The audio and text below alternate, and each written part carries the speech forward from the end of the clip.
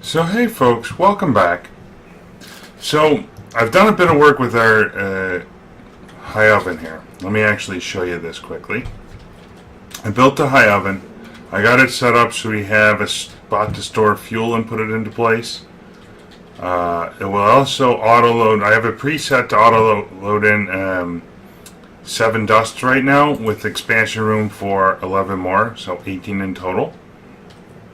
And underneath, I actually had to go sink into the floor because the ideal height for a high oven is 8 blocks. And then I put our deep tank down here.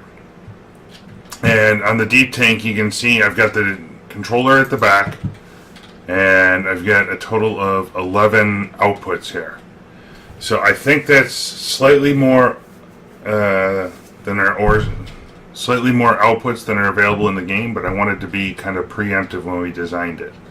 So kind of the next real step I want to take here with this, because there's a block in the game that will auto take any of these different kinds of ores and stuff we get and condense them into 4 and 9, and that block is called the auto packager. Let's go ahead and take a look at building this thing. We should need 3 pistons, a crafting table, and then we should have the rest on us, I think. Oh, we're going to need 1 gold ingot.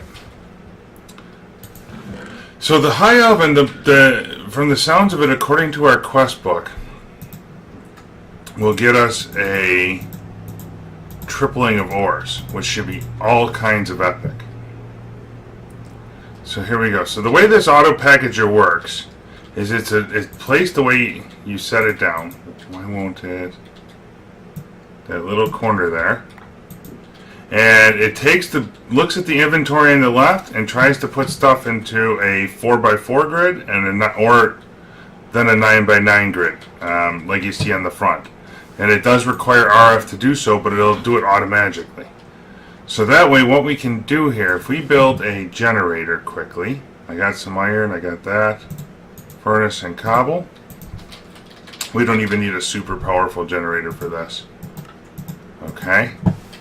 We can just kind of put this on top and let it charge up and do its thing. Or even right and back is even fine too. We'll grab 1 block of charcoal from here. So charcoal is going to be kind of the expensive material for the moment until we get a better generator set up. Okay. But you'll see this thing is starting to build up RF. It'll hold 32,000, which is plenty.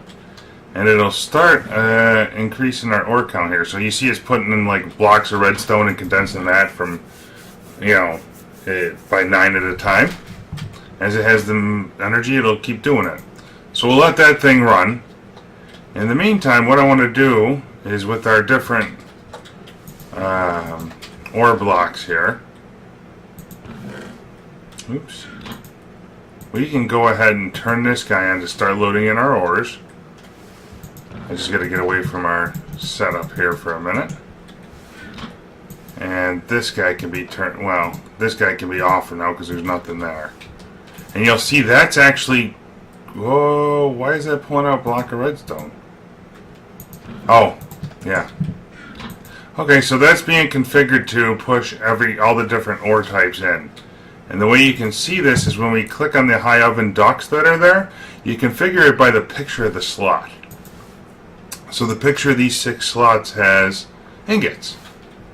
On the back side here, you'll note that, let's see, we'll take off the hopper for just a second. I have it disabled currently. You'll note that I have it set to the flame, and on the high oven duct, or high oven furnace, the flame is right there. So now what should happen, if all goes well, I should be able to auto put this charcoal in. So as we, get more automation and create a backlog, we'll have plenty of charcoal to keep this thing running. And the last thing we need is a redstone signal above the controller to turn the whole setup on. So now what should happen here is this thing should begin to turn on, and the temperature will raise and it'll melt all 6 blocks of ores at a time. As it melts the ores, the liquid should go into this tank and then subsequently pulled out and pushed into the deep tank. The deep tank is where we can use basins and specific types of liquid. So we can make scorched earth. Oh, I wonder if we can use those other kinds of basins. So, and the advantage of the deep tank is it should not melt metal or hold. It should not combine metals into alloys at this stage. We can always resume doing that inside of our smeltery if we're so inclined. So for right now, I want to try and use a regular basin here to see what we can get. Wait, do I have a table here in excess? I want to see if we can use the materials from the normal smeltery to extract liquids, because that's kind of the first and most critical thing we need to do here.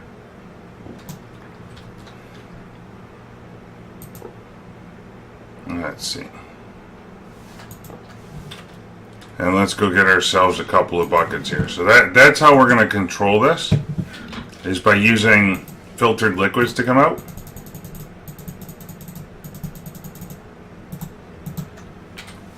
And we're going to need some fluid duct if this part works, and then we'll try a basin next. Okay, I guess we need a bit more fluid duct. I might have set it down somewhere and not paid attention. We'll get a fair bit of it though. We're going to use it all over the place anyhow. That should be plenty to start with. If this doesn't work, we'll have to go in search of the appropriate material to extract from here. But see, there's our tin bucket now. So that seems to be working. Let's go ahead and make ourselves one more table here. I want to turn that guy off for right now.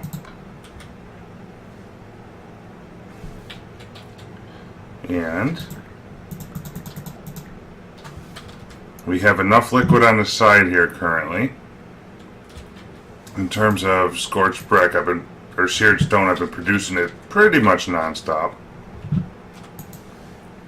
That we can go ahead and just push it right through table style here. Make up a bunch of bricks and a bunch of basins and get ourselves kind of set to go. So let's turn that one on and just start producing bricks, and it'll extract into here over time. Let's just make sure we're getting some bricks out. Okay. I'm going to use up most of these other ones to make us a handful of basins. So as we find the desired metal, we can kind of work with it.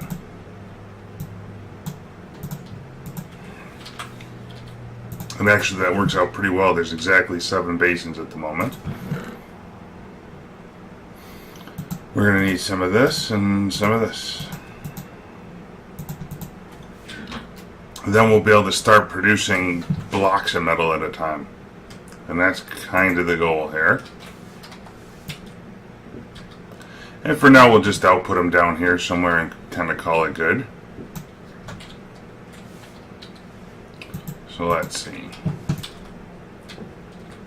We'll dig out this bit of the floor for just a minute. Eventually what I would like to do is route the blocks directly upstairs. I think that would be pretty smart on our behalf. I don't want the connection there. Oh wait, so the connection actually needs to be here. We'll adjust that other bit later, because the basins are going to sit out one.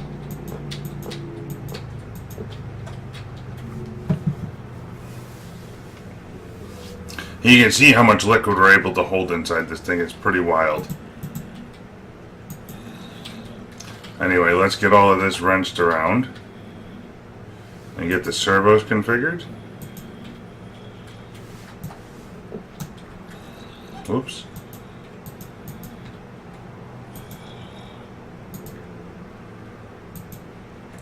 It's kind of a small hitbox for this, but we'll get there.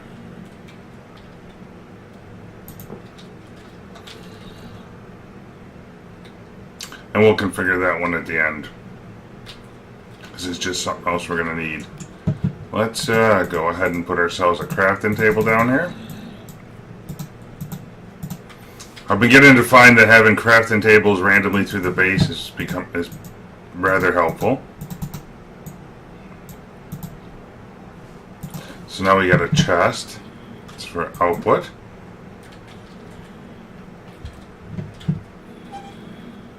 There we go. And then we'll get our first fluid duct into place. So we got a bucket of molten tin. So we want to go like so. And decouple it. Put in a whitelist. And say whitelist tin. Okay. And then we turn it on, and only tin should be going out this way.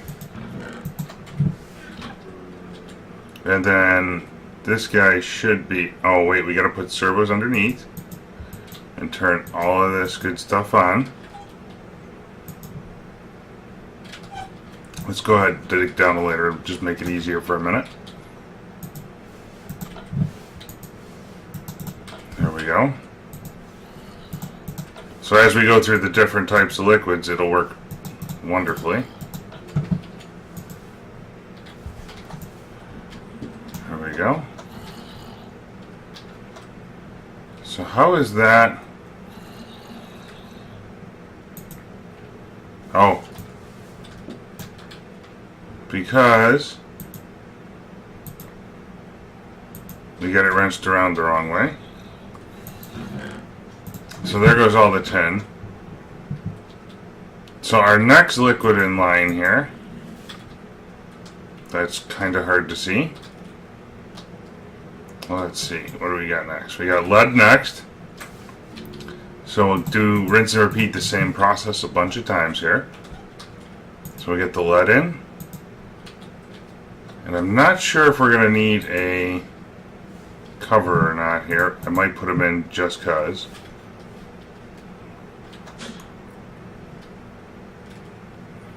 We'll do like some clear glass ones perhaps.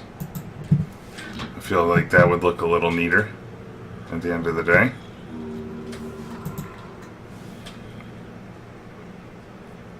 Let's go ahead and cut this stuff up.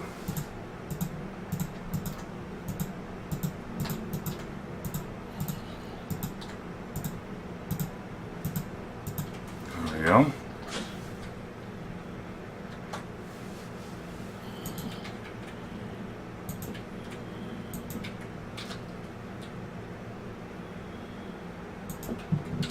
Okay, so now we have a lead bucket. We add a servo into here. We're going to whitelist lead. And then we're going to wrench it around. And it should start making lead blocks and sending them down. And we'll put the bucket on the side. So that way we've always got a liquid of every type on the side that we need to work with. So we're going to get rid of all that lead in a hurry. Next up is going to be silver. Once the lead drains out. And the nice part is we are completely tripling the dust ores at this stage. So we put in like I don't even know what that is. A handful of iron and got triple the amount back. We can test that in just a little bit. You can kind of see the liquids just sitting in there nice and clean and neat, and there's a tremendous amount of storage space here. Let's make sure we've emptied out all that lead. So now silver's next.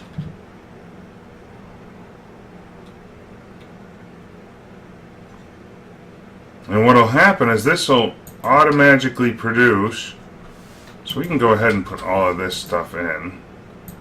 We just got to wait to get the whitelisting on each one. But this will automatically produce everything we need now without a whole lot of effort. It just takes a few minutes to set up. So what I'll do, folks, is I'll set this up with the rest of the liquids here, and we'll return momentarily.